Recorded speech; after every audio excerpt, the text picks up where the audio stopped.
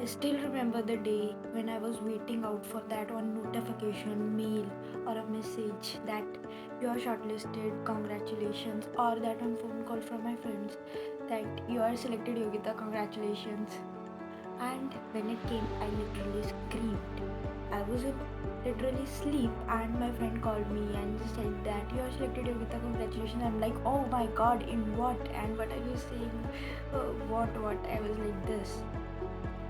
So I'm gonna share you my journey of system engineer interview, campus placements, how I did it, what were the strategy I used, and what tips I followed. I'm gonna share it all so that you don't have to be worried about anything. Hi everyone, my name is Yogita and I'm currently a 4th year BTech CSE student, and I recently cleared Infosys interview for system engineer role through campus placements. So in this video I'm going to share what I did, how I did, what I used. So first of all, let's talk about how I applied. We got a Google form from our college to they check the number of students that want to participate in the campus placements of Infosys. So I filled out that form on 15th September, I think 15 to 14th September. It's just a campus ritual, you can say. And after that, on 6th of October, we got a mail about from Infosys uh, of filling out a Google form. It required a resume and qualifications, education details, and whatever our interests are. On basis of that, they are gonna shortlist. Most shortlisting was based on like your campus result, your CGP, or maybe a basic resume qualifications. There's a thing that when I filled that form, after that I was looking out for mail that you are shortlisted, because I was so devastated. I was so afraid actually that maybe I'm not gonna even shortlist from this screening process. So what if I don't get shortlisted? Because these kind of shortlistings are mostly random and you cannot question that thing. And I was afraid, what if I don't even get a chance? What if, like, I am preparing, I know I deserve this, but what if the luck doesn't, things doesn't go my way, right? We all are afraid. So I was devastated and I even stopped preparing because I was like, what if you're not shortlisted? But then there was this thought that what if, Yogita, you're shortlisted and the mail comes just before the day, just one day before? What are you gonna do that then? So I cancel out the previous thought and worked on skills again. So the selection process, as we all know, there's a firstly an aptitude test. It has 7 sections. Like you can find the pattern on any website, on any YouTube channel.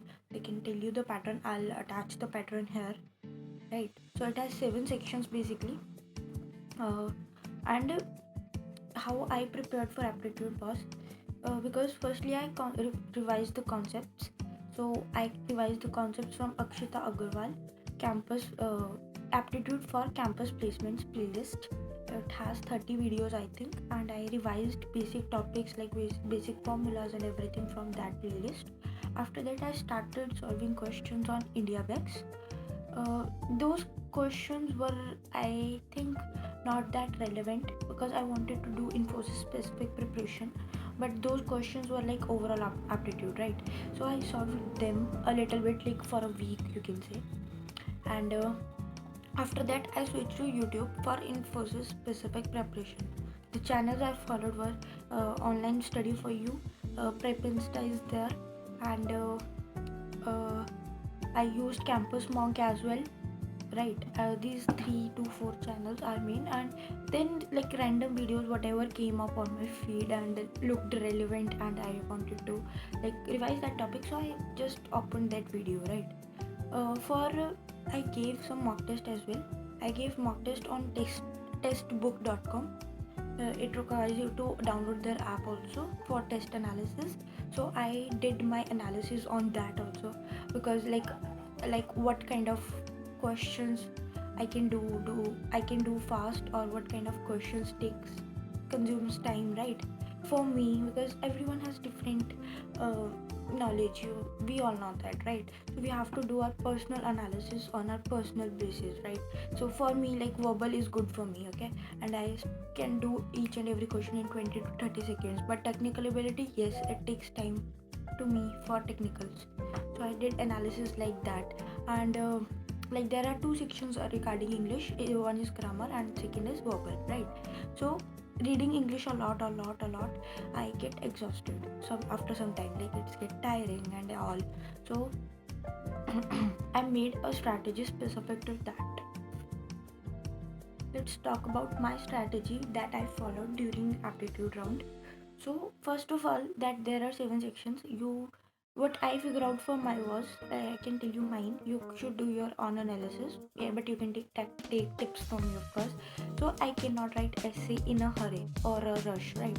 So I wrote the essay first because I wanted to give it a thought, use clean keywords, because I heard that they even detect your backspacing, typing, and whatever you are typing, right? So those to avoid those kind of errors, so I did not write in hustle, and I wrote it firstly, and I firstly attempted essay writing. Then I moved to grammar part because verbal and grammar, there are 2 sections of English, and I know that reading a lot of English exhausts me.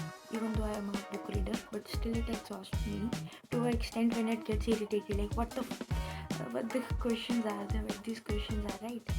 So then I went for grammar, and then I went for verbal. But verbal was like whatever you can do that first, okay? Like you don't need to attempt the whole verbal at once.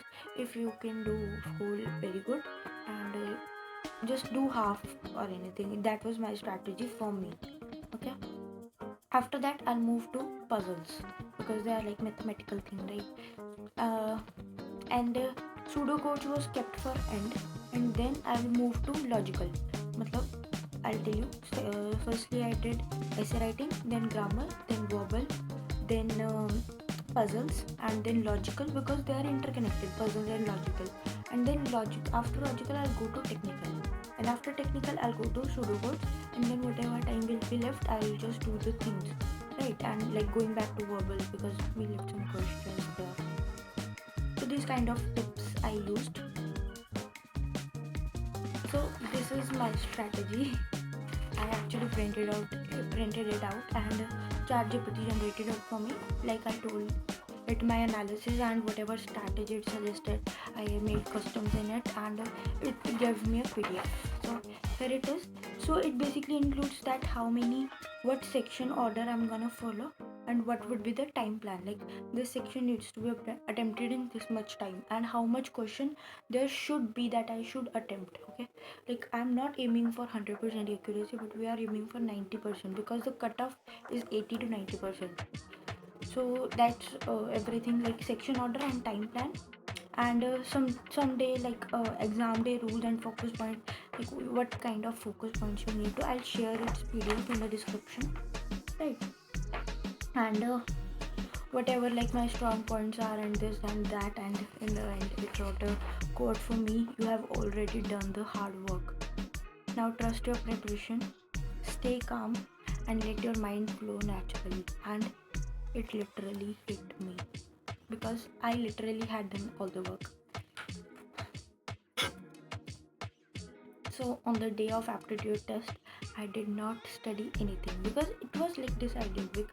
When you, what's the point of solving questions on the just before 1 or 2 hours? Instead, I kept my mind calm and like stabilized myself. So I did not practice questions, but I revised my strategy. I revised some formulas, these kind of things I did, but not exactly the questions, right? And on the day of test, I remember I was done in 1 hour only. The question level were very easy, very easy. There was questions of syllogism. There were even in logical section there were some questions that required technical knowledge to solve. Like technical, not as such coding questions, but the quantitative aptitude. So there were mixture of sections, like there was a section pattern, but the questions were asked in each and every section. And logical had a lot of questions from data interpretation. Verbal was tricky, as of course, because synonyms, antonyms, no matter how much you learn, they are always gonna be very vast, right? So we cannot do that. So verbal was tricky, definitely. And in grammar part there was a reading comprehension and filling out the spaces, because they had spaces in between the comprehension and they were filling the blanks basically on based of MCQs. So this was the thing, and it was very easy, very easy.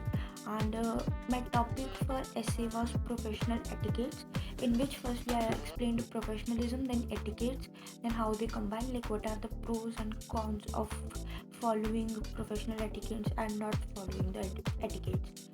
And yeah, that was about my aptitude test. And in the next video I'm gonna talk about my interview experience.